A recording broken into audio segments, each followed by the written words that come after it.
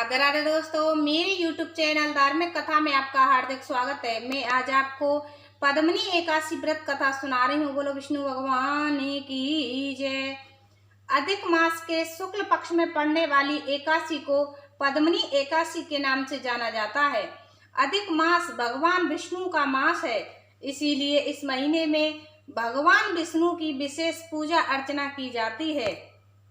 कहते हैं कि इस व्रत को करने वाला हर प्रकार के दुखों से छूट जाता है और अंत में उसे वैकुंठ धाम की प्राप्ति होती है।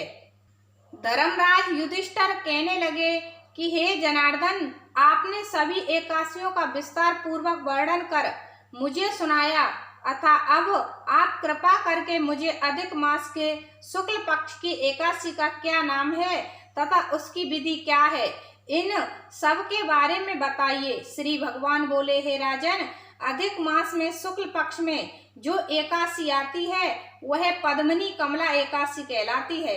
वैसे तो प्रत्येक वर्ष 24 एकादशियां होती हैं। जब अधिक मास या मल मास आता है तब इनकी संख्या बढ़कर 26 हो जाती है। अधिक मास या मल मास को जोड़कर वर्ष में 26 एकादशियां होती हैं। अधिक मास में 2 एकादशियां होती हैं, जो पद्मनी एकादशी शुक्ल पक्ष में और परमा एकादशी कृष्ण पक्ष के नाम से जानी जाती है। यह एकादशी करने के लिए दशमी के दिन व्रत का आरंभ करके कांसे के पात्र में जौ चावल आदि का भोजन करे तथा नमक ना खाए, भूमि पर सोए और ब्रह्मचर्य व्रत का पालन करे। एकादशी के दिन ब्रह्म मुहूर्त में शौच आदि से निवृत्त होकर दंत धावन करे और जल के 12 कुल्ले करके शुद्ध हो जाए। सूर्य उदय होने से पूर्व उत्तम तीर्थ में स्नान करने जाए। इसमें गोबर, मिट्टी, तिल तथा कुशा व आंवले के पूर्ण से विधि पूर्वक स्नान करे। श्वेत वस्त्र धारण करके भगवान विष्णु के मंदिर जाकर पूजा अर्चना करे। भगवान कृष्ण बोले, पुरुषोत्तम मास में अनेक पुण्यों को देने वाली एकादशी का नाम पद्मनी है। इसका व्रत करने पर मनुष्य कीर्ति प्राप्त करके वैकुंठ को जाता है, जो मनुष्यों के लिए भी दुर्लभ है। हे राजन, ध्यान पूर्वक इस कथा को सुनो। पद्मनी एकादशी व्रत कथा। हे मुनिवर, पूर्व काल में त्रेता युग में हाय है नामक राजा के वंश में कीर्तिवीर नाम का राजा महिष्मती पुरी में राज्य करता था। उस राजा की 10,000 परम प्रिय स्त्रियां थीं, परंतु उनमें से किसी को भी पुत्र नहीं था जो कि उनके राज्यभार को संभाल सके। देवता, पितृ, सिद्ध तथा अनेक चिकित्सकों आदि से राजा ने पुत्र प्राप्ति के लिए काफी प्रयत्न किए, लेकिन सब असफल रहे। तब राजा ने तपस्या करने का निश्चय किया। महाराज के साथ उनकी परम प्रिय रानी, जो इक्ष्वाकु वंश में उत्पन्न हुई, राजा हरिश्चंद्र की पद्मनी नाम वाली कन्या थी, राजा के साथ वन में जाने को तैयार हो गई।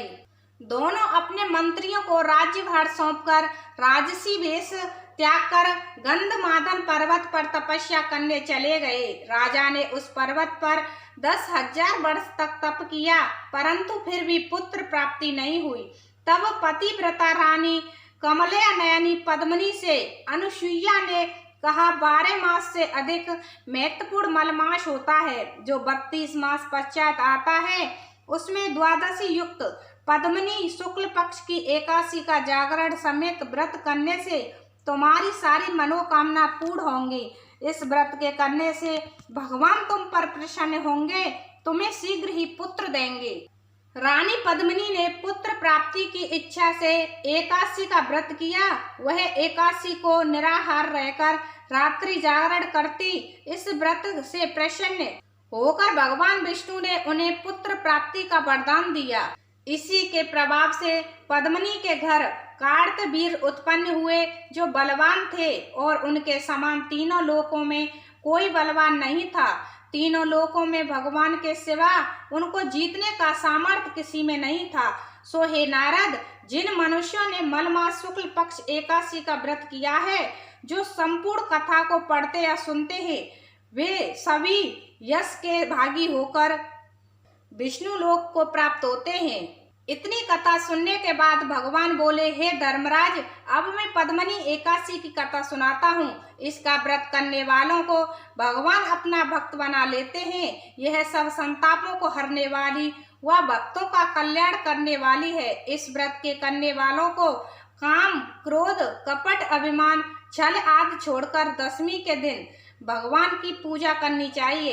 इस दिन मांस, हरी सब्जी, दाल, पराया अन्य विषय भोगों से सर्वथा दूर रहना चाहिए। केवल चावल व जौ का हल्का आहार ही लेना चाहिए। रात्रि को भगवान का स्मरण करते रहें। जमीन पर सोएं। एकादशी के दिन प्रातः उठकर स्नान आदि से शुद्ध होकर विधि पूर्वक विष्णु भगवान की पूजा करनी चाहिए। मंदिर में जाकर धूप, दीप, नैवेद्य, चंदन आदि सुगंधित पदार्थों से भगवान शंकर की पूजा करनी चाहिए।